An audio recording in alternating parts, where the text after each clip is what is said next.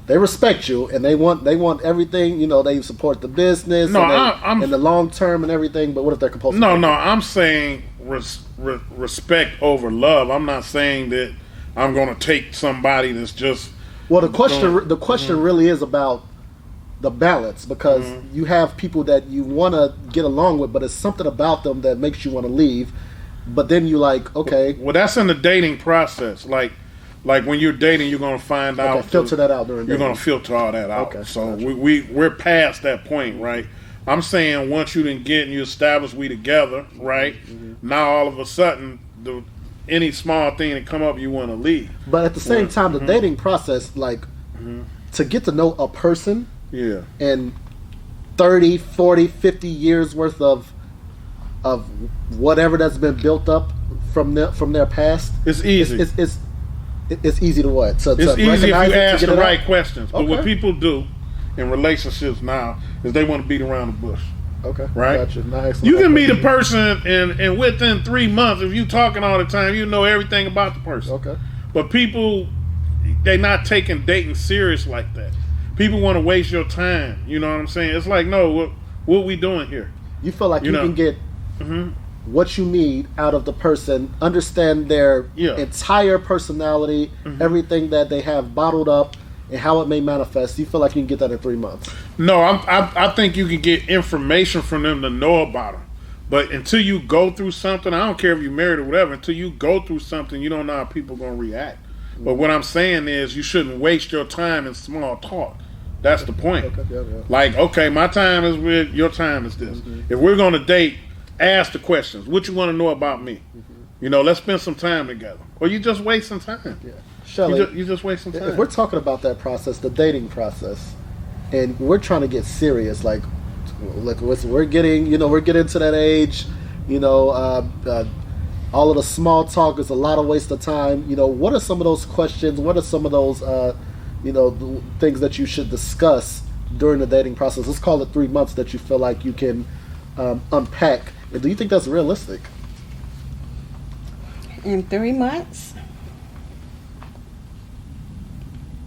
I don't know, because a lot of people play games, and some things you like you said, you won't know about people unless you're actually spending a lot of time with them, asking a lot of questions. So if you're not doing it on a day-to-day basis or randomly, then I don't think it can be done in 3 months.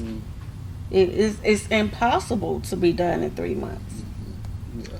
You got to be intent. You got to have intent. Right. You got to be intense about it. Like, yeah, that's what I'm saying. Right, because you can date somebody for a year and don't know who you're dating. Yeah, y'all just messing around. Yeah. Because or they can tell you whatever they want you to know, but and the truth being, they can have a whole nother life over here that you never know about. But that's where it comes to the man to lead. Like, I'll tell somebody in a minute, look, we're going to talk and we're going to give ourselves this exclusive time, right? To talk, get to know each other, whatever. I'm not going to see nobody else. You're not going to see nobody. Give it 3 months, right? Then once we get 3 months, we'll see where we want to go from there. If we want to continue, we want to get closer or whatever. But you got to have yourself, because nowadays we living in a different era. Everybody's so busy doing things and stuff like that. You're not talking to people as much. But if you really want to get to know somebody, you're going to have to say, you know what, let's make time to talk. You have to make time for what you want. Because now you done wasted a year with that person. Now a year with that person. A year with that person. And you really didn't get a chance to really get to know any of them good because you didn't make that time. Right. So what I'm saying is, when you meet somebody and you start talking to them, it's like, hey, what we doing here? Oh, you want to kind of talk? Let's get to know each other. So let's date. So people, when you're a serious person, like if you're a regular person, I can understand that. You just go to work, come home, look at the football game, and you do all that. I understand that. But when you're trying to get to it, you see what I'm saying? You got to have your stuff organized and be able to, be able to understand what are we doing here. Because time is the most valuable thing you have. You can't get it back. So, Jason, what is your time frame? Well, being married for 12 years has taught me that, there's always things to uncover and things manifest. People grow. It's not the same person that you met. You know, people grow and you grow with them. All right, and it's tough, but you know, if you have the ability to you know, stick it out and have the patience, then you can make it happen. Like you said, Pop, you got to ask the right questions and you got to be intentful. You know, understanding that nobody's perfect and that, you know, the sacrifices are needed to be made. What I think is important in terms of the entire topic itself, we're talking about why aren't women in the black community following men. It does start with the man. The man has to be able to lead, be secure with himself, all right, because insecurity is going to destroy everything. All right, it's like a hollow ground. All right, next thing you know, you're falling through the floor because of something insecure, something unstable within a relationship. A man needs to be secure with himself, even if it's not financially. It's about your purpose and understanding that, listen, I'm going to get there based on my drive, and having that security within yourself allows a woman to follow with ease. Honestly, all right. With the woman, we are in instant gratification stages nowadays, in which, you know, a woman may be saying, you know, money now, but that's not all women. No, it's not. Right. It's not. You know, there's a lot of beautiful, wonderful, soulful women that are looking for somebody that they can build something with, and that's understandable. Building something together is a beautiful thing because it's both of yours. And I think that a lot more patience needs to be exercised within the community in general, and men just need to, you know, it's hard to be a guy because you kind of almost have to, I'm not gonna say be perfect, but if you're not, you know, your trajectory is almost limited by what you're able to do as a man, you know, assuming that you're taking that leadership. But women can do also a lot also. You know, in a game of chess, your most important piece is your queen. You lose your queen and you basically lost the game. If you can have your queen maneuver in a way that can help the entire game, then you're both going to be better off. So a man needs to focus on his woman, which requires a lot of conversation.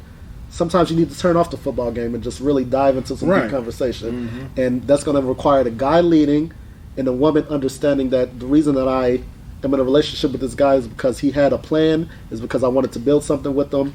Let's have this conversation. Let's build something together. It's a lot easier said than done, though, from my perspective, trust me. So why is it that I've seen this happen a few times, even with myself, when men have a successful woman or a woman about her business, like a lot of men are insecure about having a woman that's about her business, or a lot of them don't, like you said, don't even want to be in a relationship with a woman that's successful. Listen, insecurity hits guys super hard. You know, you feel like, I mean, if you feel like you can't support the woman, or if you're not even like equaling to the work ethic that the woman is putting in, it puts you in some type of mindset, some type of depression mindset. And nowadays, with inflation hitting and you know, jobs being taken and things like that, guys are like, I hear guys all the time saying, "All our jobs are being taken by all the illegals. Get ICE on them." I'm like, you need to be out here doing what it takes to make things happen.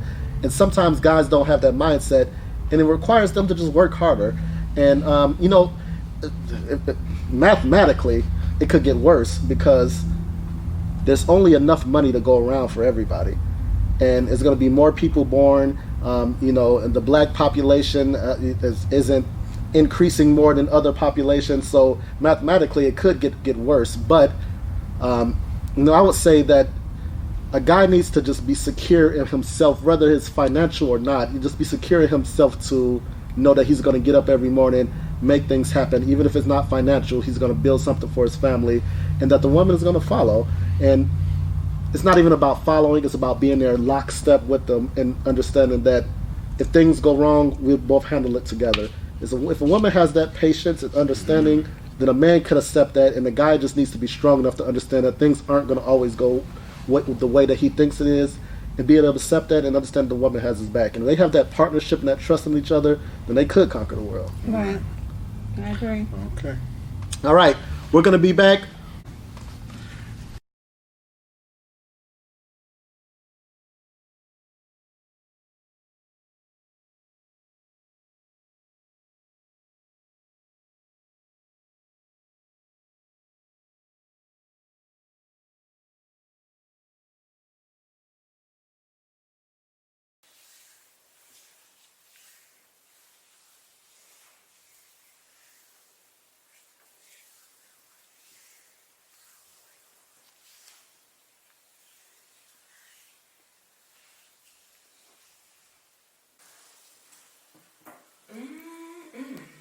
pink sugar.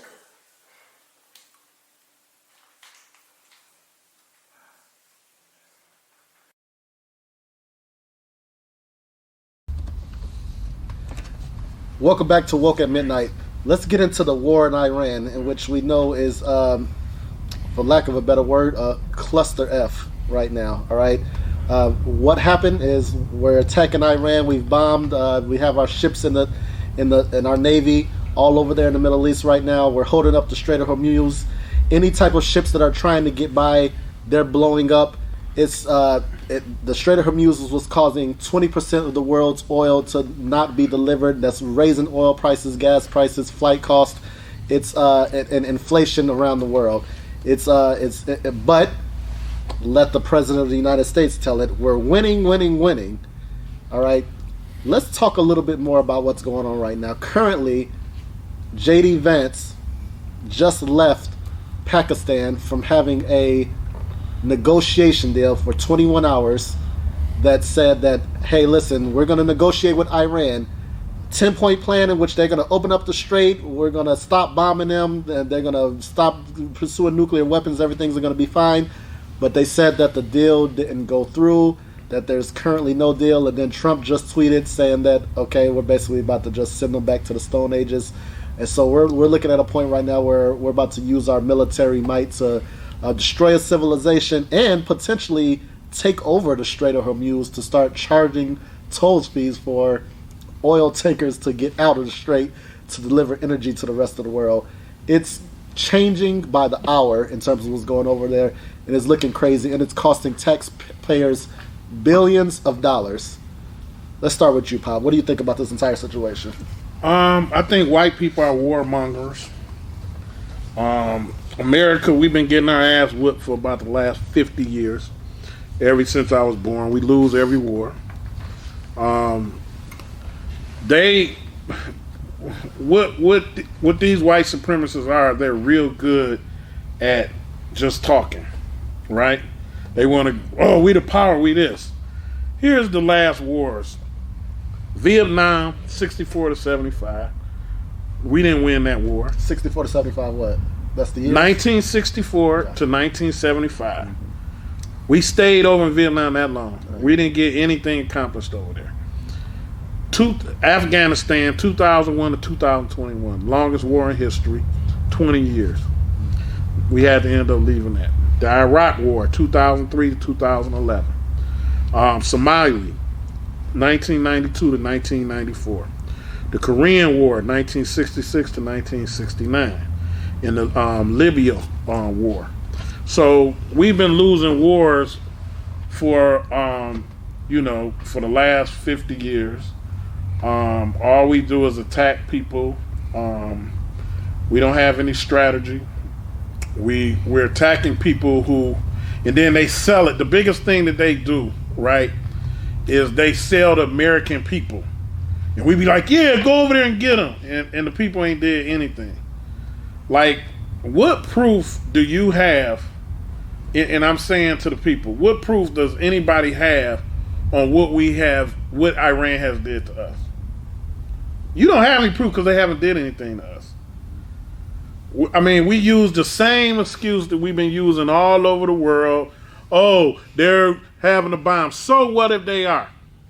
We have one, and we got the craziest person in the world running our country, and he has a bomb. Do you understand what I'm saying? But to respond to that, they don't have a bomb, never have. They don't even believe in it. Their religion don't believe in having a nuclear weapon. So Trump, I'll tell you why he's over there. Trump is over there. They're trying to take Iran's oil.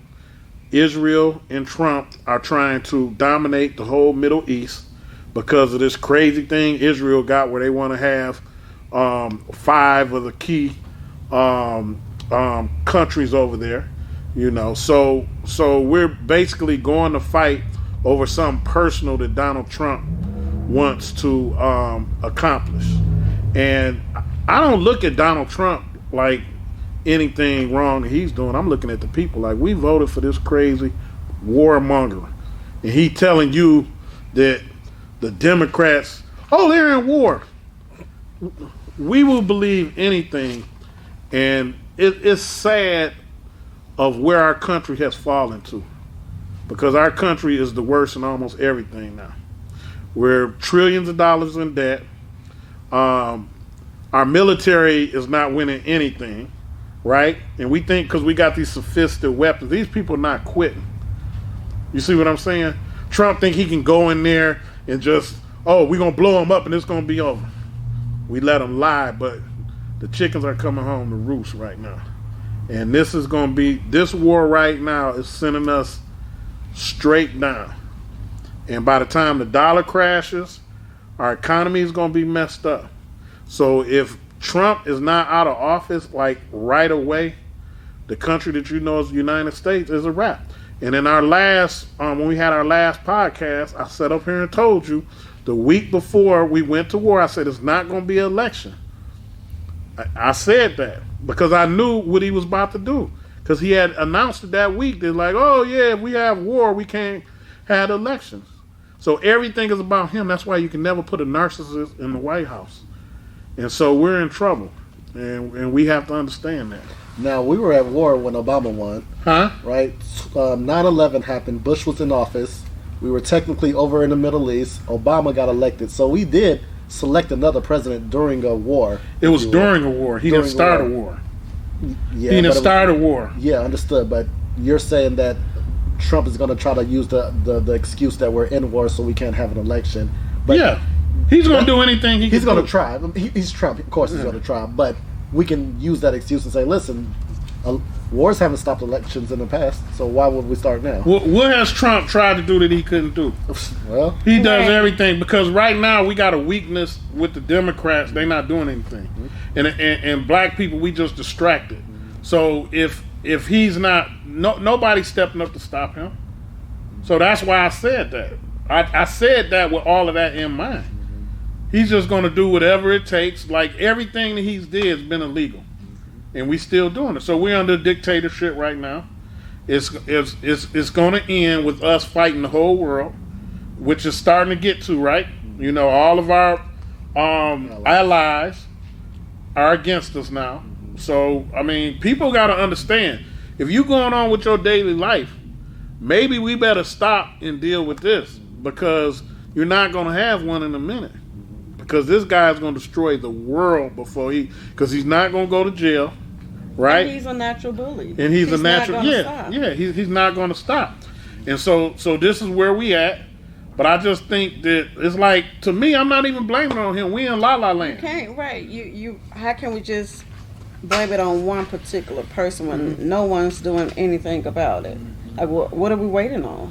What are the people waiting on? Yeah, you know. It's unfortunate, but, you know, assuming that you believe that the election wasn't stolen and that there was no cheating involved, Trump got the popular vote, meaning that people knowing the type of narcissistic behavior that he displays still voted for him, which is concerning about our country. Right. Just a progress report in terms of our relationship with our allies.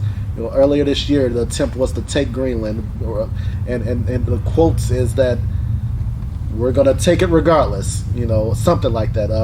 We need it, either the easy way or the hard way, I believe is what was used. Greenland, he didn't. The Trump administration did not consult any of our NATO allies before attacking Iran in the Middle East, meaning that we're kind of like just doing our own thing, even though NATO operates as supposedly as a military coalition. Instead, the president and his entire administration just went in and did what they did, and then afterwards said, "Hey, you guys come secure the Strait of Hormuz because you need the energy."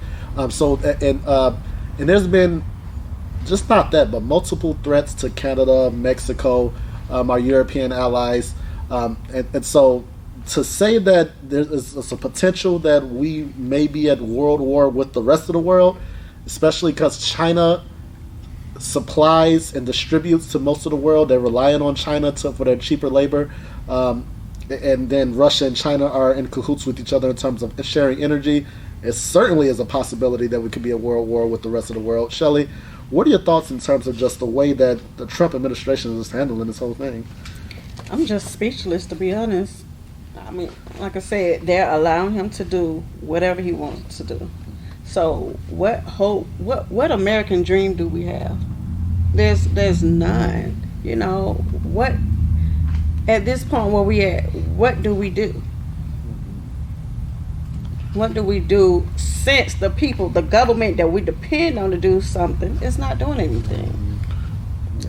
Now, let me just say this. All right, you got the Second Amendment. We as citizens put the Second Amendment within the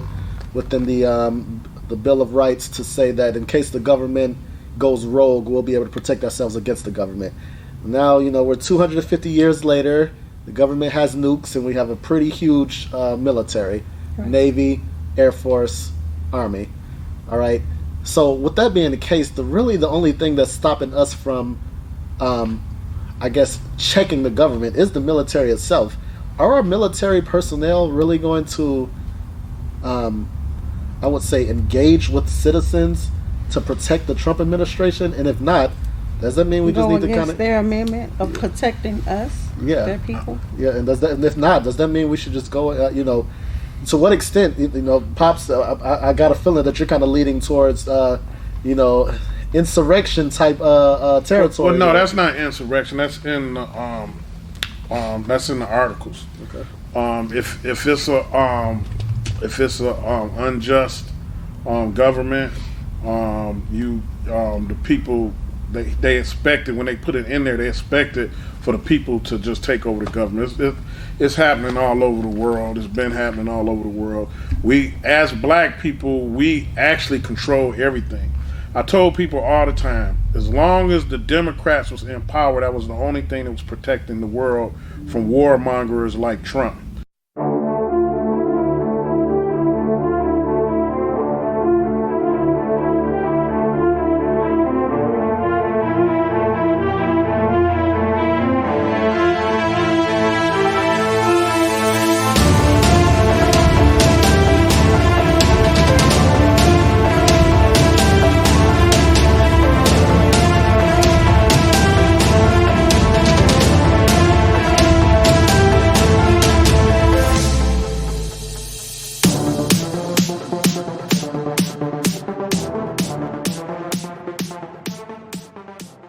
See, white supremacy spread it out through Europe and all over the world. They've been wanting to do that, but the Democrats was always in their way.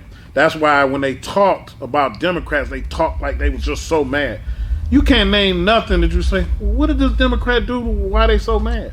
It was because they work for the powers at B. That's what the Republican Senate and House is all about. They just protecting power. You understand what I'm saying? Now, the first thing that we could have nipped this thing down to the bud was stop spinning.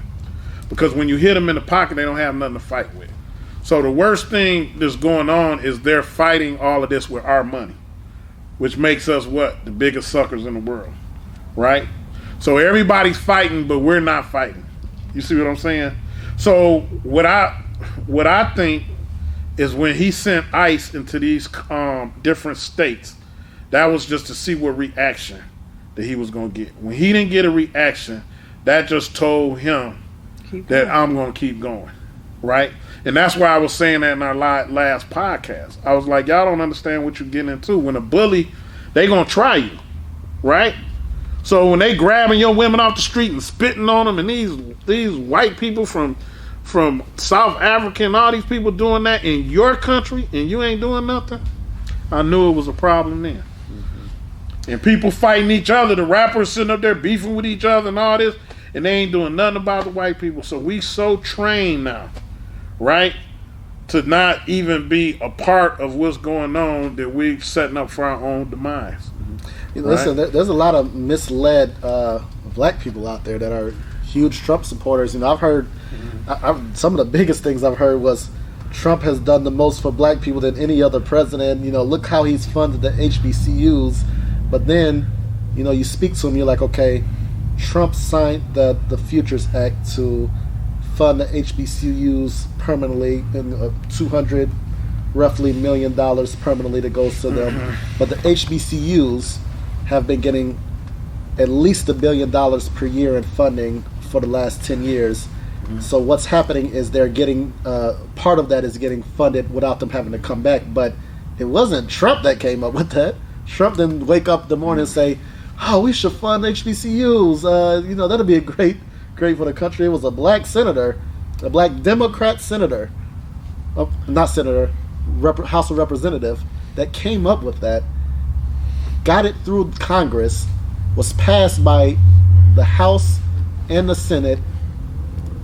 All the people who were opposed to it were all Republicans, and then Trump signed the bill. He did the small part of signing the bill. He could have vetoed it, but I mean, who vetoes that when you're talking about just streamlining something? So when people come and say Trump, he funded HBCUs, it's like you don't know the whole story, and I see that a lot. People who just don't know the entire story, and it's really compromising the way that we're viewing things.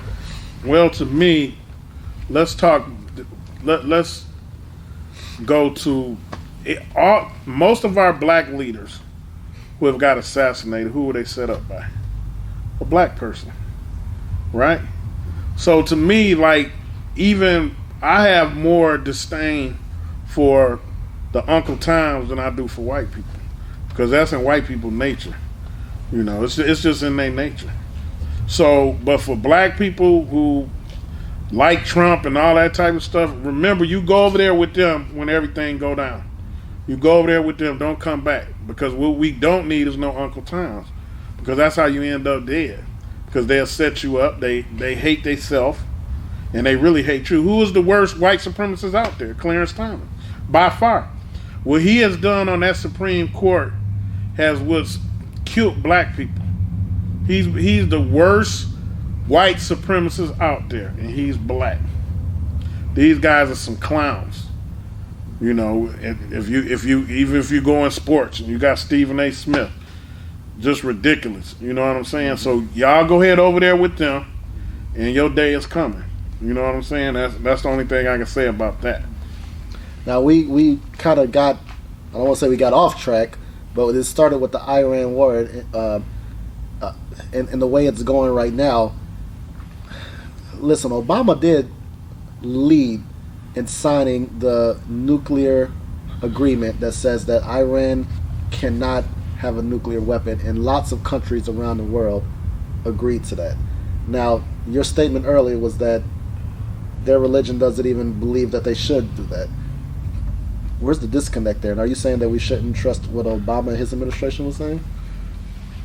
What do you mean? Why? What do you mean? Why we shouldn't trust? Because Obama worked hard, and it was one of his staples as a president, to get a deal signed by Iran and multiple other countries to say that Iran won't have a nuclear weapon. Well, he just did that to please everybody. That's all. Okay. Because you're getting pressure from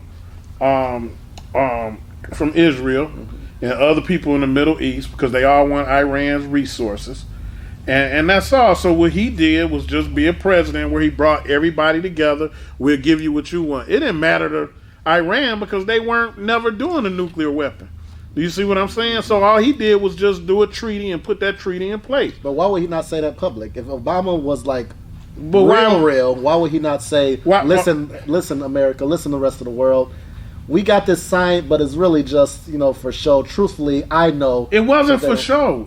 What I'm saying is, if I say you're going to do something, you're not going to do it, it doesn't matter.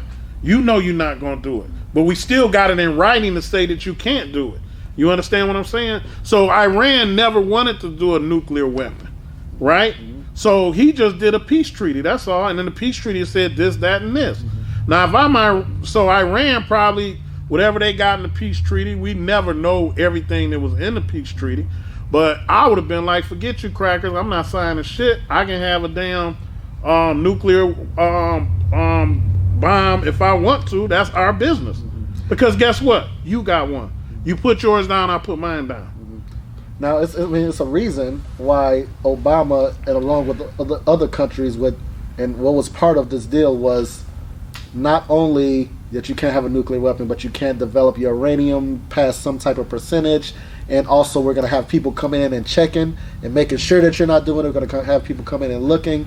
It was very intricate. Why would he do that knowing him and the rest of the world, knowing that they probably aren't developing a nuclear weapon anyway, to please who? And why not be real about it? Obama's just the president. We got policies that we have. See, y'all seeing how Trump do business. Obama let the people who's supposed to do that and negotiate stuff do it, and then he'll sign it. Do you see what I'm saying? So the thing is that the government is supposed to run. Every department runs for its own. The president ain't supposed to be in everybody's business. You understand what I'm saying? That ain't how this works. Trump is doing this because we letting him do it. Right. You understand what I'm saying? We have our whole government now has to be torn down because now it doesn't work because of what Trump did, and we saw it. And everybody he brought in with him. And right. You know, he basically got rid of everybody and brought in his own people that was going to do things Right. his way. Right. Right. Again, bully. Right. Can nobody here tell me what Iran did wrong? Iran hasn't did anything wrong. Do you know Iran has never in 200 years attacked anybody? 200 years. Well, let's talk about the militia groups, though. Iraq militia groups, Hezbollah, Hamas. They killed all the Jewish people. What did I say earlier? What did I say earlier? Like they always call somebody a terrorist group when they do stuff to people, and then you got the people who fight back, and then they go, "Those are extremists." It wasn't fighting back, killing those women and children. That's not fighting back. Who? That's different. Hamas. When they started the Israel versus Gaza war. Hamas is in Palestine. Yeah, but they're funded by Iran. Who says who? You're right. It says everybody. But I mean, you know, says who? I don't have any America. proof. I don't have any right. proof. America lies about everything. How can we believe? Listen, maybe not. Okay, because I haven't personally heard it from the ambassador of Iran or their leader to say that we fund all of these groups, but supposedly they do fund the groups. Supposedly, that's a known thing.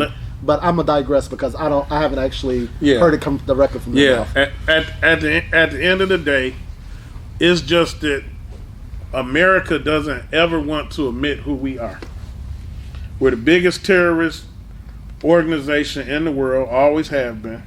We're warmongers, right? And when you call them out on, they first like, well, you leave the country. No, y'all leaving the country. We ain't going nowhere. You understand what I'm saying? So, to get better in life, right, you got to admit what you are. And that's where America is struggling at. All of us struggle to be like, you know what? I'm this, but we can do better. You see what I'm saying? Have you heard Iran disown or disassociate themselves with these terrorist militia groups? Have you heard them say, we don't mess with Because I don't know if they terrorist militia groups. Hamas did kill a lot of people. This is facts. Okay, but it could be women and children. These are facts. Listen. Did they admit to not? Listen, it could be. We don't know that they finance Hamas, right? We don't know. Listen, we don't know. The Netanyahu lies so damn much, right? We don't know anything, right? Now, I got a bunch of friends from Israel. I deal with all these people from Palestine. It's real hate between those groups. Oh, yeah. I've tried to come in between and talk to them numerous amounts of time. They hate each other, right? So I understand what's going on, and I sit there and listen for hours and hours. You understand what I'm saying? So it's two sides of that. But America, right? All we got to do is look at their history, right? They did that with Malcolm X and the nation came in between them, started, lied, said they did all of this stuff. They did it with Martin Luther King. They did it with Kennedy. They did it with Patrice Lumumba. Lumumba is it? In not Somalia, but what's the country over in Africa? Patrice. In the Congo. Oh no, not the Congo. I'm sorry. I think it is the Congo. In the Congo, right? So the prime minister over there. So this is what America does. So I don't listen to anything America says. Now, my thing is that how easy would it be for a representative from Iran to broadcast on world television or one of these news stations or any news station, whether it be Europe, China, any non-biased news station, to say, listen, all that Hezbollah, all that Hamas, all of that stuff, we haven't funded them 1 cent. Like, we don't mess with them at all. And they have. They said that. Okay. I mean, they've said it plenty. They've denied everything America ever said about them. Okay. I don't trust America at all because, see, I know they lie. Mm-hmm. Do you see what I'm saying? Yeah. So, you know what tells me, when you done live long enough, right? If somebody been here and you tell me Shelley jumped on this person, I've been knowing her for 200 years, right? And she ain't never had a fight. I'm going to be like, that don't sound like Shelley. So what did you do to her? Or are you just fighting back? America do so much scandalous stuff. Like, do we understand how this war started? Mm-hmm. America sent over militia over to Iran. Gave them guns, right? Then they sent these satellites from Elon Musk over there. What is this? Starlink? Mm-hmm. And then they did false propaganda all over there to rile the people up to start fighting. And people got killed. We hearing anywhere from 3,000 to 10,000 people. But they came out, they slaughtered. That was the story they stuck with.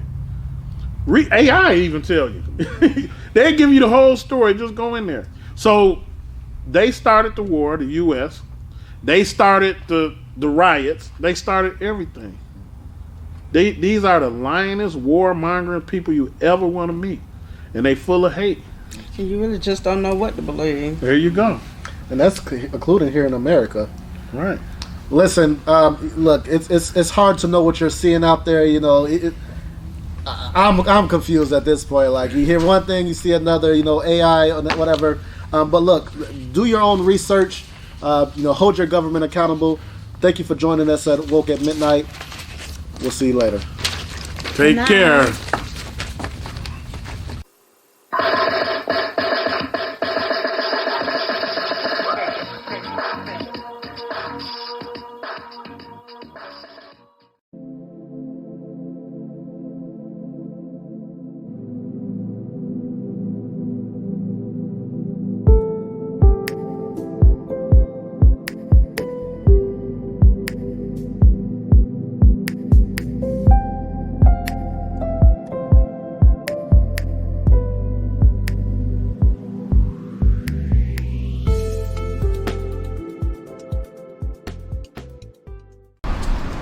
Current events from a different perspective.